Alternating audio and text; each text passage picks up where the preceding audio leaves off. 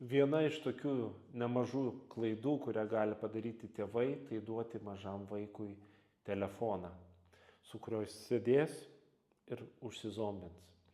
Vaikui labai svarbu judėjimas, motorika, pojūčiai, kuo daugiau pojūčių, to geriau. Bet jeigu vaikas gauna išmanų telefoną, kuriame žaidžia kažką, o tame žaidime vaizdai greitai keičiasi, jos smegenys gali priprasti prie tų vaizdų keitimosi.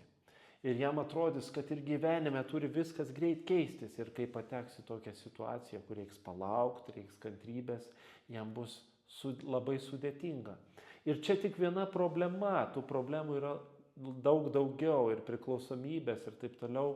Steve'as Jobsas savo vaikams nedavė telefono iki 15 metų, nes tai suprato, žino, kad vaiko vystymasis, ypač vaikystėje, yra svarbus labai.